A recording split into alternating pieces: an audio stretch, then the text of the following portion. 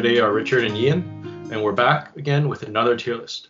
Now, this is a tier list that's been requested multiple times. If you guys have seen our other supplement tier list videos, we have one for Gondor at War and Rohan, and Defense of the North. So this tier list is going to cover the three smaller books. We'll be combining them into one tier list since they don't have as many legions, and we'll just give our thoughts. Before we get started, just want to thank our patrons for their support. If you're interested in our perks and some of our episodes that are extended and watch episodes early, head over to Patreon to check them out. Link is in the description. Okay, let's dive in. So these legions will be from Fall of the Necromancer, Quest of the Ringbearer, and Scouring of the Shire. Okay, so the first legion we have is the Black Riders. I mean, the big one is stacking those. The negative courage is huge. I mean, it kind of depends on the points value, right? But that's nasty. This is like no charge city. This might be one of the few armies where unless you have a direct counter for courage, you're not gonna do anything all game. You just your opponent can just walk around and do whatever the hell they want. This legendary legion has taken FAQ nerf, so you can no longer pop your ring wraith, use all the will on one spell to disintegrate right away, because a common tactic right in the beginning was, go stand on the objective first turn and then just, destroy all your ring wraiths or enough so the game ends, and then you instantly win the game by 1 VP, right? Or just assassinate the enemy leader with a bajillion black darts and then the game's over. Turn 2. It's definitely taken some tournaments.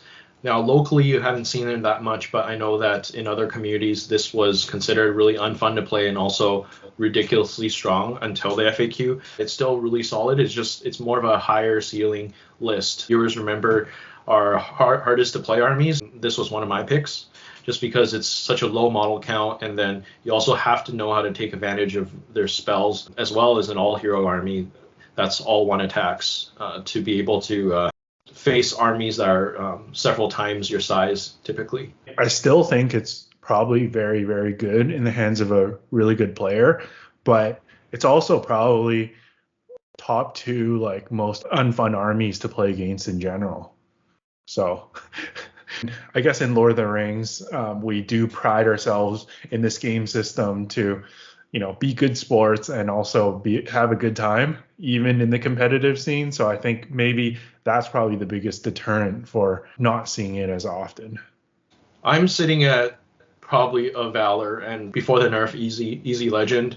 And now it's I think the person that's playing, they can't just end the game right away. So they have to know how to finish the rest of the game, Yeah, and there's probably certain scenarios and matchups that would be really, really tough on them. Yeah. So I would agree with the Valor rating. Yeah, I'd probably put it in there because it's hard for them to get themselves killed to end games now because they don't lose will in combat.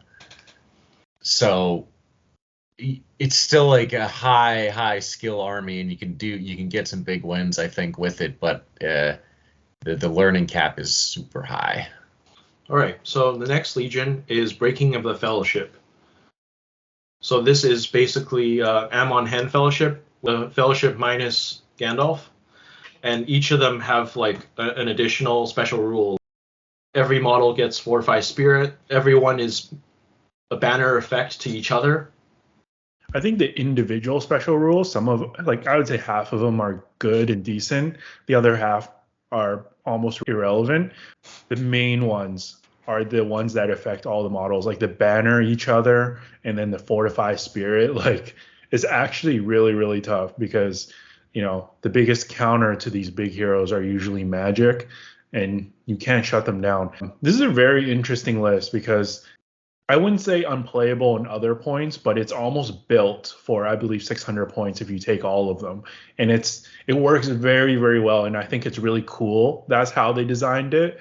But, once you have to play at different points level where you're playing points down, or you have to take a member or 2 out of the Fellowship, then it just doesn't work as well. I think it definitely has potential, but when all your heroes are on foot, even your big hitters, There's just so many disadvantages that you have, and having 4 hobbits in the list, you have like a few easy targets there. Not ideal for scenarios like fog of war or assassination. So I actually think that it has a lot of potential, like you said, but being on foot and the 4 hobbits really drags this list down. Honestly, I really like this Legion. Like, I think this is what Legion should be. It's so much fun. Like, it just gives them all, like, some nice specific rules. It makes them better. It makes the Fellowship, like, actually a little bit more viable, like, in a competitive setting. But it doesn't break anything. It's not crazy, right? And, like, the limitations that you have, like, no Gandalf in the list is big. And, like, the equipment limitations is big. Like, no horses available. And it is fun. And I think it can win games, but I don't think it's going to curb stomp people. So, I'd probably put it somewhere around a Fortitude. Like, it's going to win games, but it's not going to, like, dominate or crush. Yeah. Don't get me wrong. I think it's much better than Pure Fellowship at 600. But yeah, I would agree, Fortitude. Next, we have Depths of Moria. There's been several occasions on different episodes that we've talked about the Balrog, and I know we've probably not given him the best rating, but of course, if you're going to play the Balrog, you play him in this Legion. And I don't know. I think the Balrog profile in itself is not too crazy. He's probably around the Fortitude level for me, but I don't know. Maybe this Legion as a whole, because of stuff like the Barad-dûr special rule, like that is really, really, really good. And then obviously he's more dangerous with some of the other like Set Ablaze rules. So I don't know. It kind of like edges into Valor maybe for me here, because I don't think it's a world beater, but I've been in like big tournaments, 800 point lists and stuff, and it's kind of scary. Like, you know you can beat the Balrog, but sometimes you don't really want to play this Legion because you can't even break them properly. I think I'm siding with Richard, I think, a little bit just with this, because it makes the Balrog and drums viable, and the buffs that they get are pretty good for the special rules. Like, having a banner is great for those scenarios where it counts as VPs, but also not breaking is huge for not coughing up VPs, and that's in every scenario. So, like, there are other ways to run Moria, but if you're going to run the Balrog, it's got to be this way, I think. Yeah. We talked about it in one of our top beginners armies. The +1 fight buff is really good. It really simplifies the army bonus that Moria has. The downside, though, is you don't get a lot of the good Moria heroes that have 3 might. And also you're missing some really good Moria things, like Bat Swarms, for example. You don't have access to them. I'm perfectly fine with this one sitting in Fortitude or Valor. I've seen some people find success with it at tournaments. Personally, I've never played it. Yeah, I mean, I think I'm okay with like a low Valor. I think it can do well for sure. Yeah, maybe like bottom of Valor. All right. Next, we have Lurtz's Scouts. This is one that we've definitely got off the wrong impression looking at it when the book first came out. Yeah, it was quite underwhelming when this Legion first came out. So does this one not get animosity? No. Oh.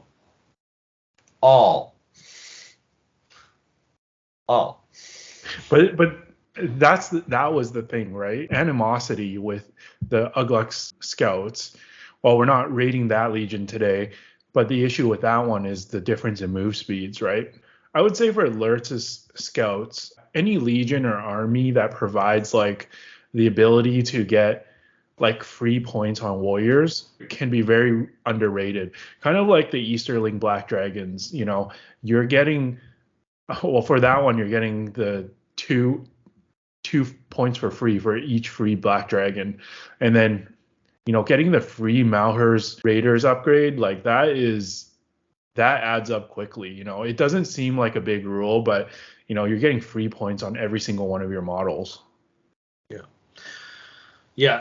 I know one person locally, Marcus, on the Durin show. I think he won Adepticon one year with it. They don't have access to spears, but with the drum in the list and then also a base movement of 8, you can wrap around battle lines, and also they're so cheap, right? So you have so many of them and it actually looks a lot better than it does on paper, because like Richard said, none of the rules here look all that significant.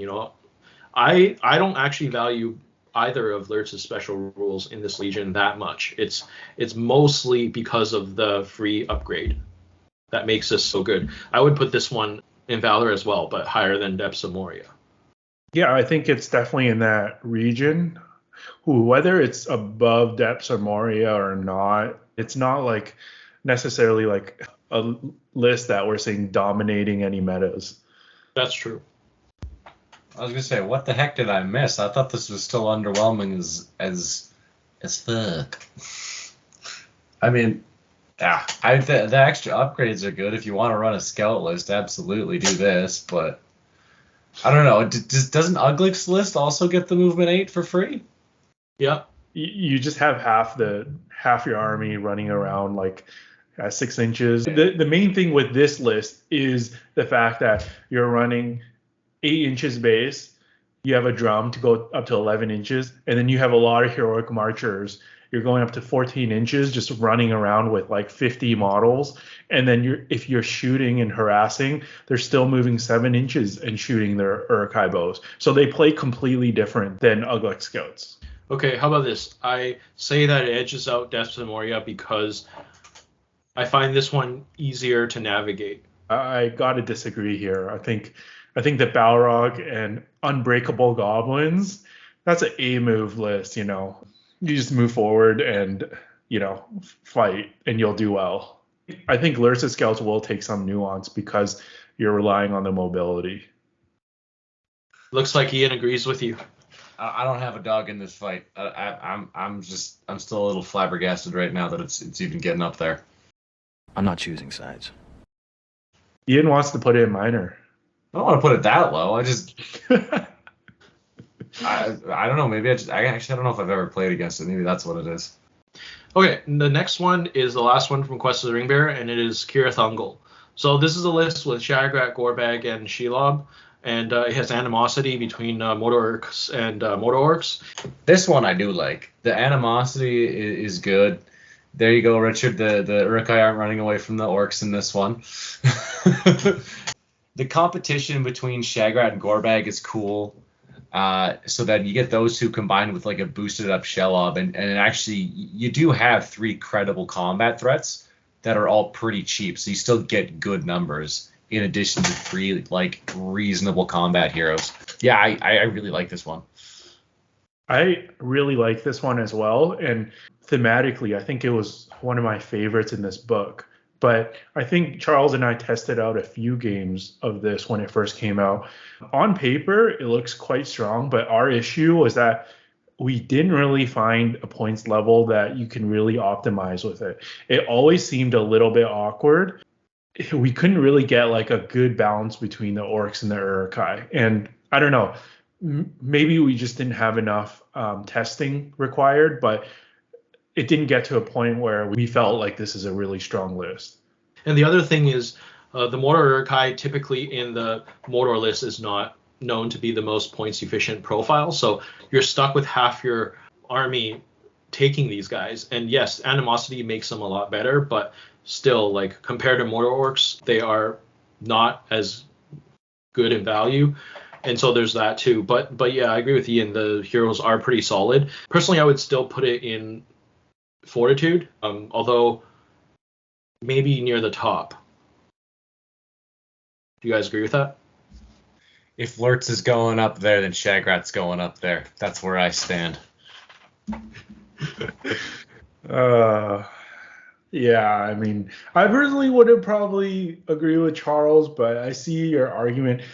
It's the same, right? Like, if it's in Valor, it's still going to be behind Lurtz Scouts, I think. Not for Ian. Fine. It's got up there. I'll settle for that. Okay. We're loading up the Valor tier here. Don't worry, the next one won't be Valor tier. So we have Defenders of the Shire. This is the Hobbit Legend of the Legion from Scouring the Shire. So this one, previously before this edition, there's a maximum amount of hobbits that you can take, and basically this legion allows you to play at like a higher points of hobbits. Traps and more traps.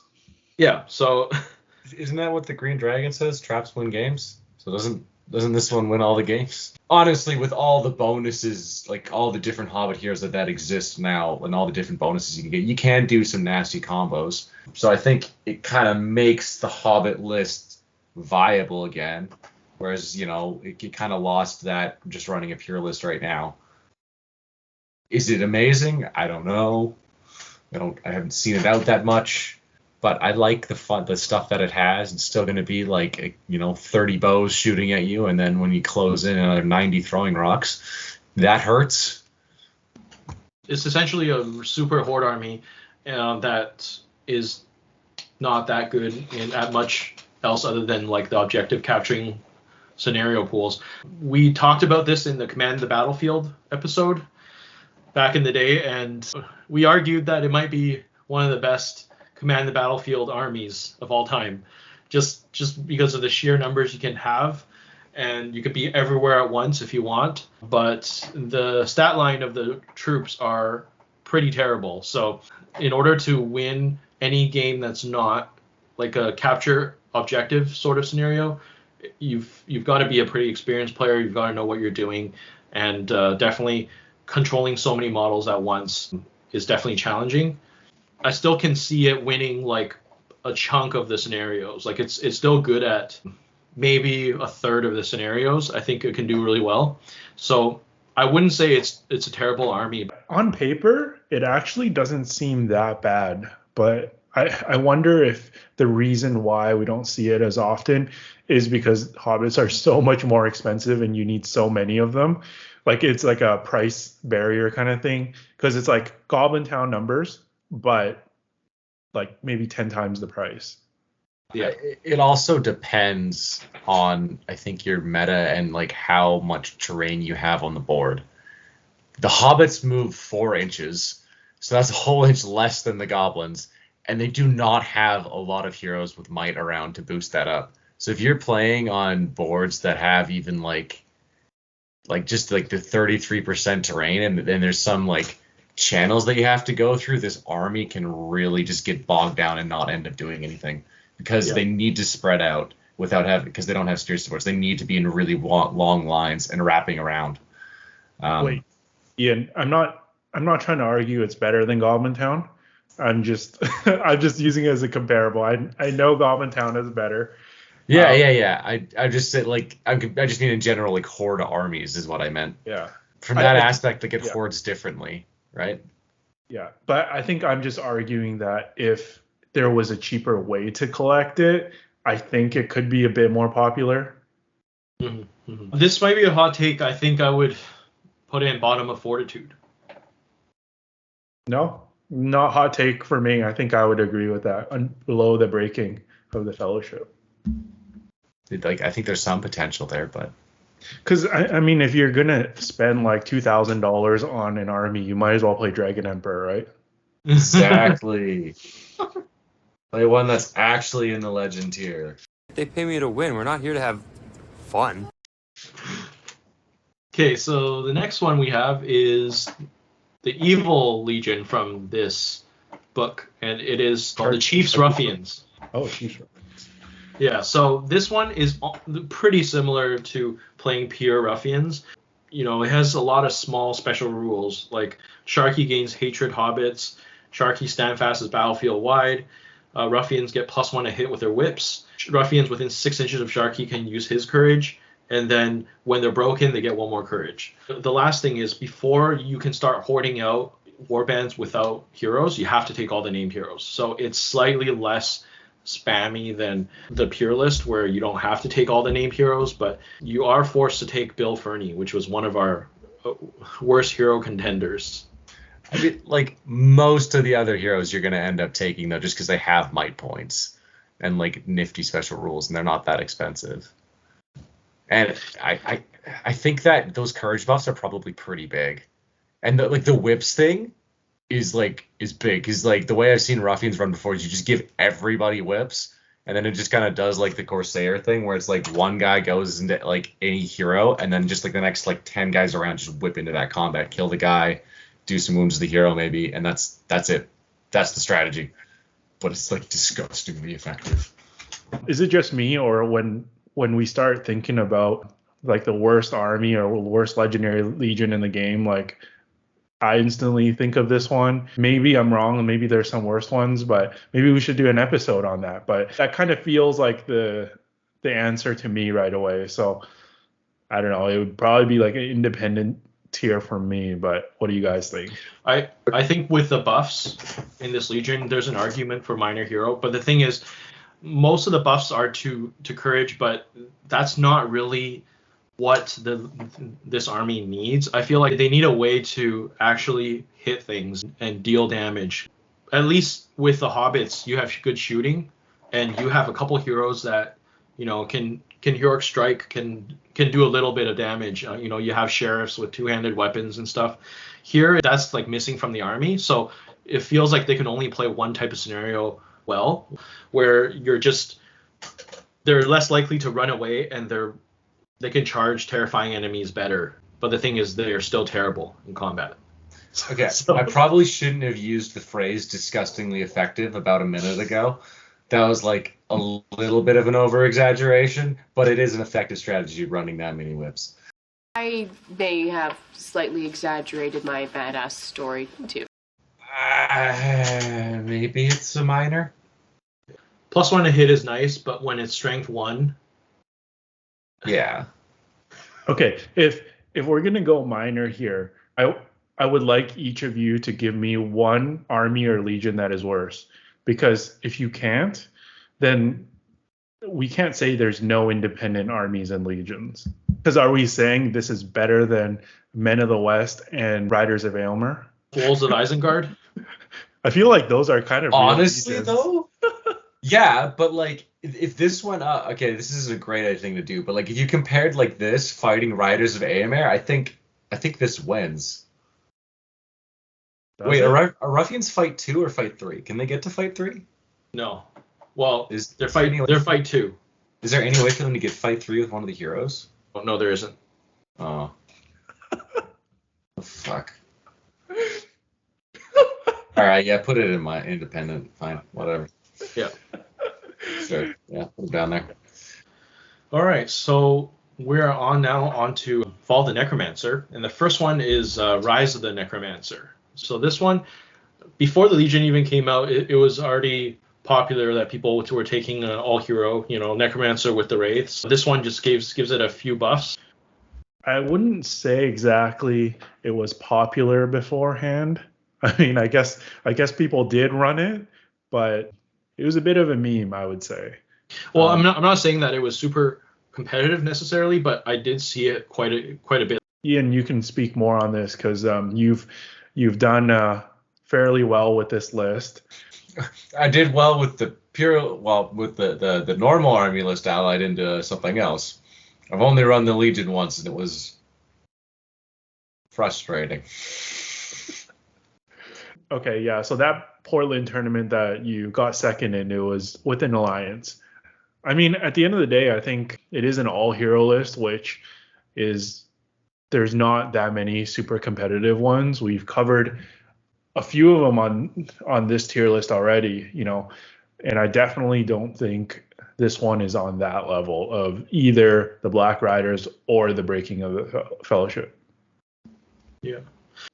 I know it's not just our meta. I've also seen, a lot of like lists in the GBHL that, elves are quite prominent. So competitively right now in a tournament, it's very, very likely you're going to come up at least against one elf list if you're going for podium. So that's the weakness, but it's a big weakness. So the one game that I played with this list, I played against a Rohan list, which has tons of fight 5 on the Royal Guard, on the heroes, and I think it ended up being a draw. And for like both myself and my opponent, like I wasn't used to the playstyle of the list, but having most of your things just die every turn, and you're just like, please, they're gonna come back to life, So you're not like super worried, but you're just like, please, I just need to win a fight so I can maybe try and kill something. Like, please, please, please, please. So it's like, I found that really frustrating. He was getting frustrated because nothing was actually dying. And it was just like, yeah, it was like a really grindy game, and it was kind of boring. I don't know. It's not my style. I didn't love playing it. I think it still has some competitive roots just because, like, yeah, if you have that many Nazgul around that just keep on, like, not dying, and you have, like, a reasonable amount of time to, like, play out the game, it's going to win games. It's just going to outlast whatever it's fighting. And the Necromancer is much more viable as a threat in this Legion with all the buffs that it gets.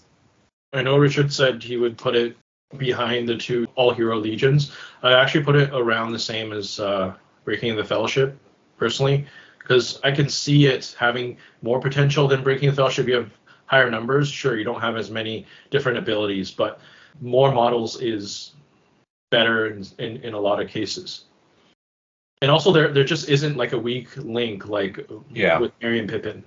There's more models that are competent. Yeah. So Ian, you agree with Charles that it should be above Breaking? They're pretty close to each other, honestly. Like I don't know if it makes much of a difference which one's above the other for me. Yeah, I think we'll leave it up to Richard. I think they're about even. Okay. Next we have Pits of Dol Guldur. So this is Azog when he's in Dol Guldur in Desolation of Smog. Yeah, apparently this is the East Coast meta right now. The Nova Open 2023. Apparently this was the most prevalent list there. Maybe like around 6 or 7 of these. So that's interesting. But to be fair, it was one of the first time that Nova went down to 650 points when it's usually 800 points. So I personally think it's very, very strong, but I don't think it scales well into larger points. I think it's good when, it's at lower points when there's maybe one big enemy hero that you can surprise ambush with Azog and just kill it. But then once you get to multiple heroes in the game or casters, I think that's when it loses its teeth a bit. Yeah, that's basically what I was going to say. It's the surprise attack is devastating rule, but you have one big hitter. So how would you guys average it? Because I wouldn't say it's good at like 800 or above. I played against one last year at 800 points, and the ambush didn't do all that much. I agree with that, but then I think it seems like at 650 or under, it could be a legend. It's winning tournaments, it's podiuming, and huge events. So an Azog that's like already really good, and then he gets souped up with all these other things. Like combining that with like just the raw stats of the Hunter Orc profile, I can see why it wins games. And then like you get the super ambush thing, which is great. You do lose the Master of Battle, so it's not all perks compared to the Azog's Legion. Yeah, but I mean, Master of Battle swapped for free heroic combats, like maybe the Master of Battle is better, but they're both really good. You also don't have the heavy armor.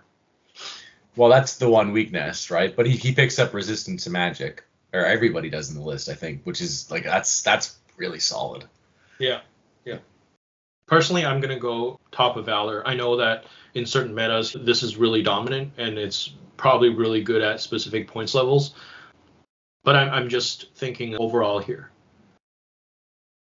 I think I might still put it below the Black Riders. That's just probably a bit more scary to me. But I would put it above Depths of Moria. Okay, sounds good. Next, we have Vanquishers of the Necromancer. So this one was a very hot topic when this book came out. It's basically the White Council Legion. So you have Elrond, Saruman, Lady of Light, Gandalf, Radagast. Each of them have a special rule.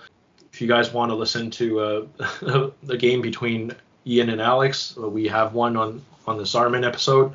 Every single one of these heroes are powered up, and there has been an FAQ since that has toned it down a bit. I mean, I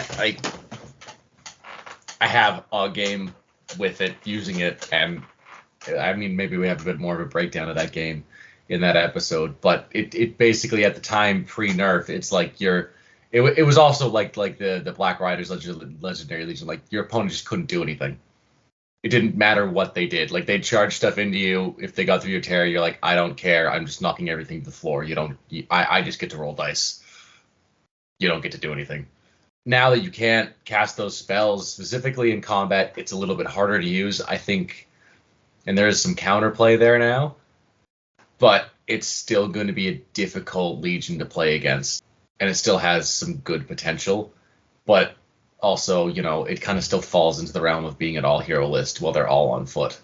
So it can lose a lot of scenarios just by virtue of that. You won't die very easily, but you also have to kind of grind out the enemy army, which, might take a while. And sometimes, like in a tournament game, you don't have that time to maybe like table the opponent.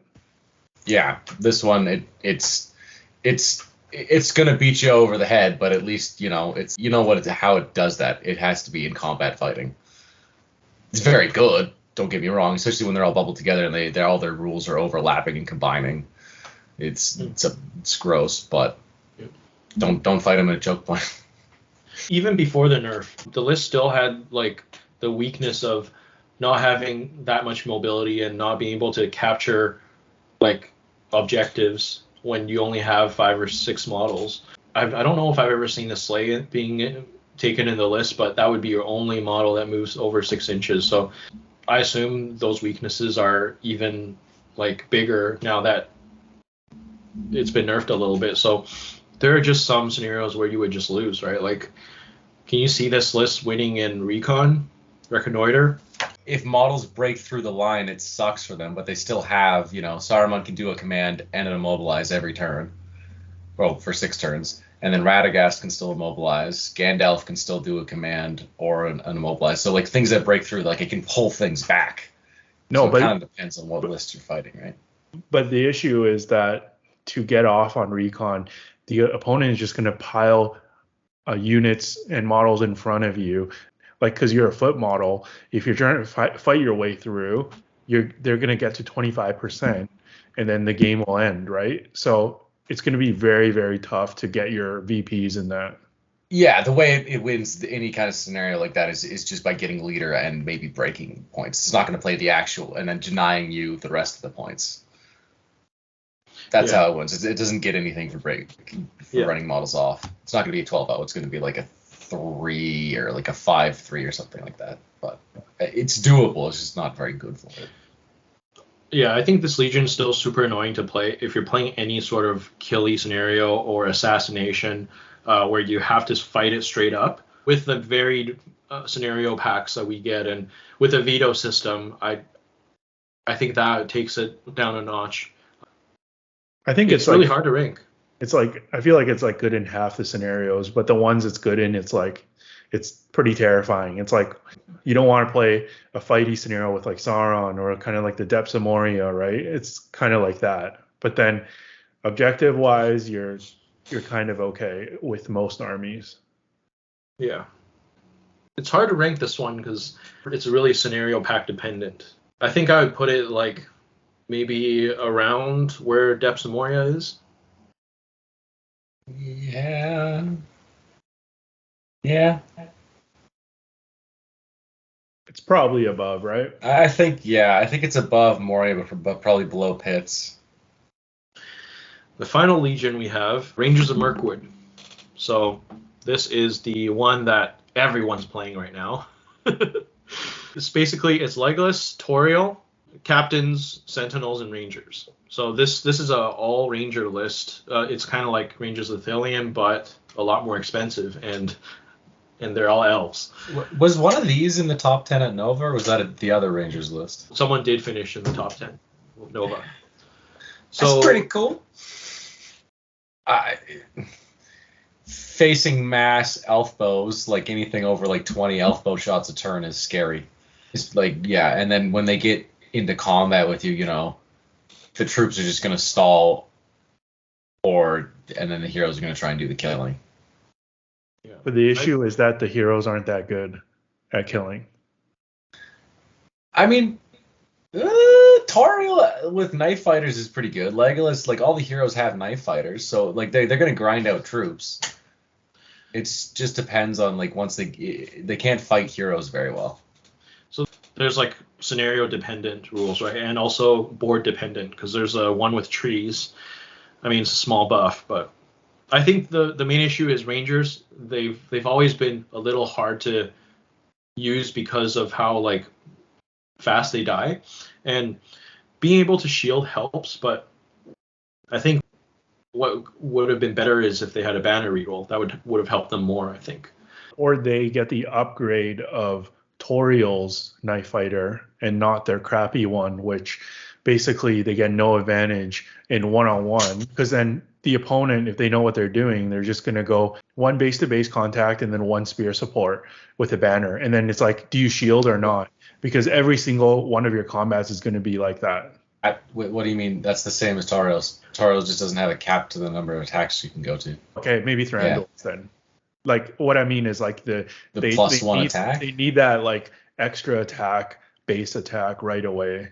As long as they're in combat, because like the issue is the one attack, and then it doesn't matter if they're fight 5 because they're defense 3, right? The instant they lose their fight, they're pretty much done. Yeah, it's really situational. Right now, it's sort of like Gorbag, where like you need to have priority. You need to move first in order to guarantee your bonus attacks. What the shielding rule does, though, in my mind, is it basically means if you're running this list and you have like your basic rangers, you're always going to be rolling 2 dice. So you're either going to have 2 rangers face to face with 1 model fighting them. You're rolling 2 dice. You're going to have 1 ranger into 2 enemy models. They get 2 dice because of knife fighters. Or it's going to be a 1-on-1 or like a 1-on-1 with a spear, and you're going to shield. Does this list have a banner? No. That's another bad thing, right? Yeah. That's pretty bad. I mean, no spear support and no banner. Yeah, I agree with Charles. I think like if it had banner supports, if it was like Legolas and Toriel provide like just like a regular banner, it'd be pretty solid. But like there's still potential there. Mm-hmm.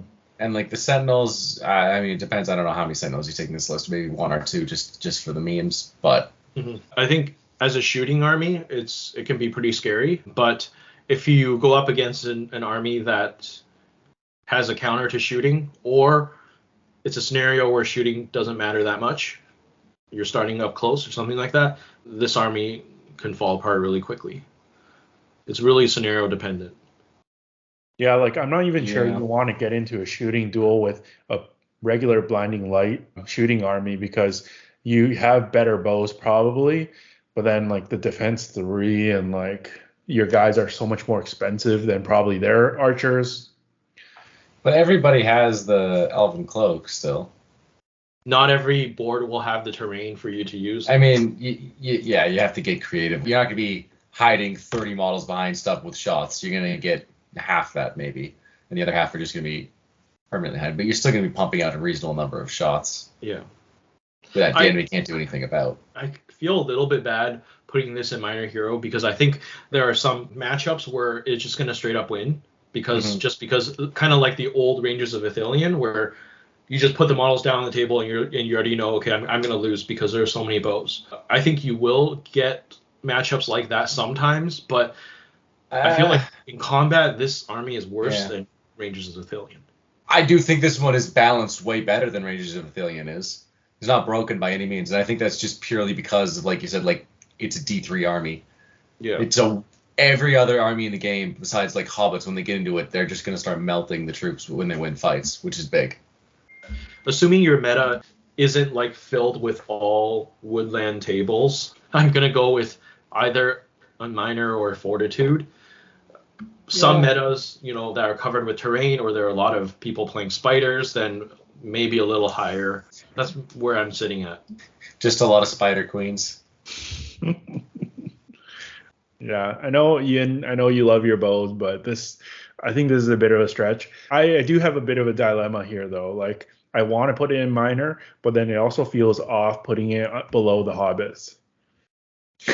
The thing is, this list is way stronger and way more killy than the Hobbits. Like, there's no denying that. You can even argue if they face off each other, the Rangers will win every time. But if you're bringing it to a tournament, let's say a 6-game tournament where you have to play every pool, personally, I don't know if I would win more games with the Rangers. I don't know. The sheer numbers you get with the Hobbits is something.